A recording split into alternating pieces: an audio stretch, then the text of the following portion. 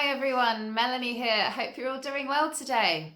So this is part 2 to the videos about how it sucks when you love someone and they don't love you back, when you're loving someone who's personality disordered, why this happens. And in this video, I'm going to talk about what it's like when you love someone who has BPD and perhaps you're out of the relationship now and it seems like they just don't love you back. Maybe they just didn't even care in the first place. You're left wondering, did they ever love me at all?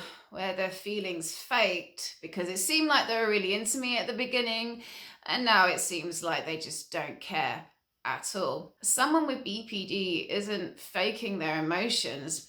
In fact, they feel their emotions very deeply.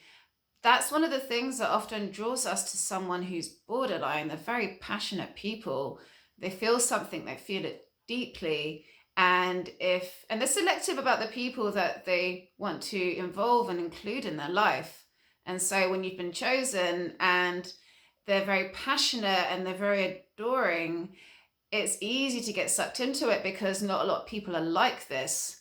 Life becomes a bit exciting when someone feels so deeply. So in the idealization phase of a typical BPD relationship, you will be put on a pedestal, you'll be adored, you'll be praised. And legit, they really do think you are this amazing person. They're not faking it, they're being real. And as such, you get sucked into it. It's easy to get sucked into it. And you have to remember with someone who has BPD is that they are dealing with two conflicting things going on. They're dealing with a fear of abandonment and they're also dealing with a conflicting fear of engulfment. So with the fear of abandonment, they're scared that if they get involved with you, if they fully let themselves be with you and put away the barriers and, jump right into this relationship, well, if you leave them, then they will be hurt. In fact, the pain will be worse than death. So there's a fear of you abandoning them and creating pain worse than death. And there's also the fear of engulfment, that if they do get involved with you, that they're going to lose touch with themselves. They're going to merge and just lose themselves and they won't be able to get out of the relationship. And the fear of not being able to get out, of being lost, of being smothered. It's indicative of a time back when they were 2-3 years old and they developed a unhealthy attachment style. Attachment styles explain a lot. How we attach to our primary caregivers is very indicative of how we can be later on in life. And we see that with someone who has BPD, they're very ambivalent. They both want the relationship and they also don't want it as well. They fear it and they want it. Object constancy is developed at the age of 2-3 years old. And this comes ideally from a healthy attachment developing with child and caregiver. So ideally, the primary caregiver is attuned to the child, is responsive to the child's needs. With good enough parenting, ideally the child grows up with a healthy attachment style. And part of that is developing object constancy. And this is knowing that even though the parent has left the room, that they haven't been abandoned.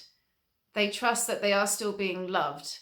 It's because they've developed an internal representation, a figure, an inner figure of the mother, which soothes them and loves them. So they know that they're still loved and cared when the parent leaves the room and they trust that they're going to come back.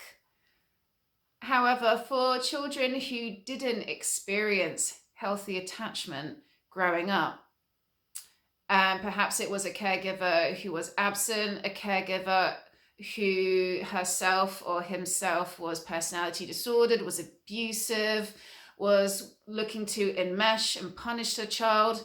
Perhaps this caregiver was ambivalent, him or herself. This is going to result in unhealthy attachment styles, one of which is anxious avoidant, and another one is anxious ambivalent. And so the ambivalent style is you see with a child where they're unhappy when the parent leaves and the parent comes back into the room and the child is still unhappy. So this was shown in the Mary Ainsworth's studies. This is 25% out of the group sample, anxious, ambivalent, not really being happy with the parent there, not being happy with the parent not being there either. This is quite typically what you see in adults with borderline personality disorder. They haven't developed object constancy. Having a lack of object constancy as an adult can mean that when someone leaves us, even for the smallest thing, just spending the day by themselves or not inviting us on a night out, the smallest thing can trigger the feelings of being back as a 2-year-old and feeling abandoned and the terror of being abandoned. That's why when you're dating someone with BPD and they're having a traumatic moment, it really seems like they're this young child, because they're coming out of the wound that is very, very young. And that wound is, my mum has left me, I'm all alone. That terror, that fear, it's still there. So an adult with BPD who lacks object constancy will feel that a small absence could mean that this person no longer wants to be with us. They could translate that you not texting them back straight away means that you found someone else, you're no longer interested in them. You going out with your friends and not inviting them means that you're no longer interested in them. You spending a small amount of time away from them can mean that you don't want to be with them anymore.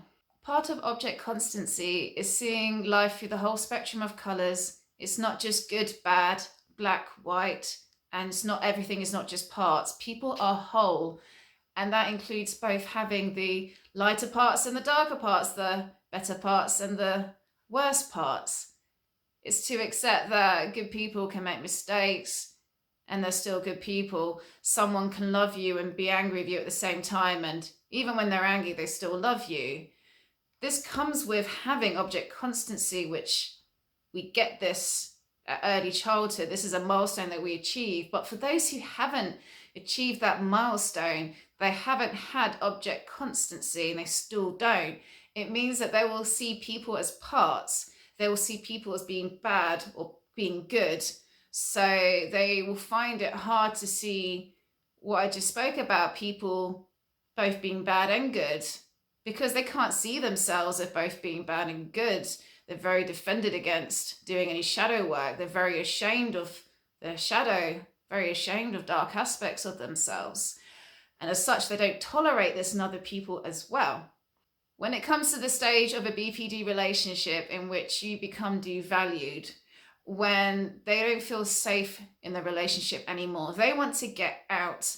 Maybe they've seen too many signs and they think, right, this person is going to leave me.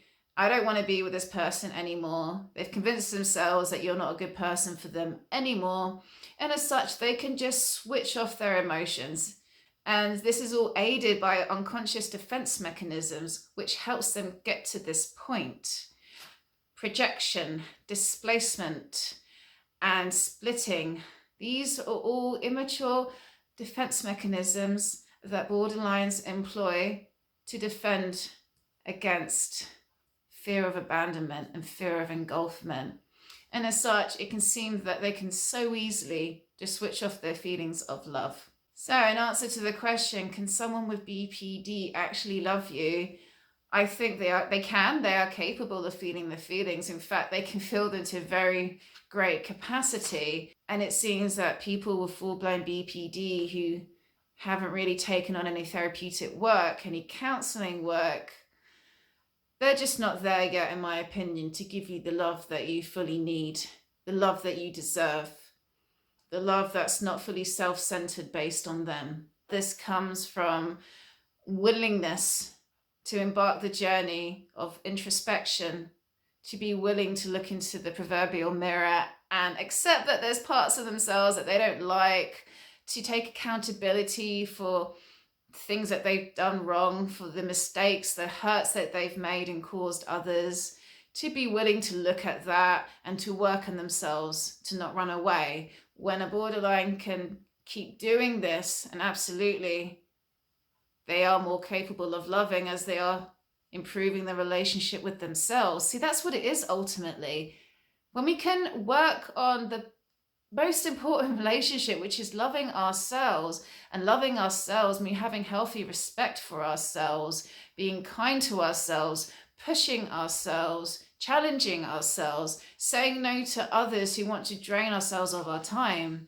So for all of those of you out there who are suffering right now, you come out of a relationship with someone personality disordered, and it is painful when someone that you care about has just discarded you. It seems like they've just moved on. Maybe you've looked at their social media, you've heard from friends that they're seeing someone else now, and it hurts even more. Like, why am I so unlovable that they've moved on so easily? Well, I hope this video has given some sort of insight into the inner workings so as to not make it so personal to you. True NPD, true BPD, it doesn't matter who the person is. If they're not working on themselves, then they're just going to keep repeating the same cycles, and the person will be interchangeable. If it wasn't you, it would be someone else, and no one could change them. Only they can change themselves, and that comes from them willingly wanting to do inner work on themselves. Know that you are worthy. Know that you are worthy of a better love, of a healthier love. You deserve something that is so much better than what you've experienced. Don't go into a place of shame. Sometimes the worst relationships are what we need to give us a kick up the arse to start working on ourselves so that we can be in a better place for a better relationship, a healthier relationship to come our way. And we prepare the grounds for this by loving ourselves more. And this comes from willingly looking at the proverbial mirror, taking accountability for any of our actions, realizing what is not ours, discarding those unnecessary guilt trips that have come from our exes, come from our family, and to say that I am worthy of love and I deserve better. All right, I'm going to leave it here for now. So please let me know your thoughts in the comments below. Like, share, subscribe if you haven't done already. And if this resonates, if you've come out of a relationship with someone who you think has BPD, someone who was highly narcissistic, and you're just suffering as a result, know that I provide counseling services to help you in this particular situation. So maybe I can help. Send me an email, melanieprsvp@gmail.com. Have a lovely evening and take care of yourselves. Bye-bye.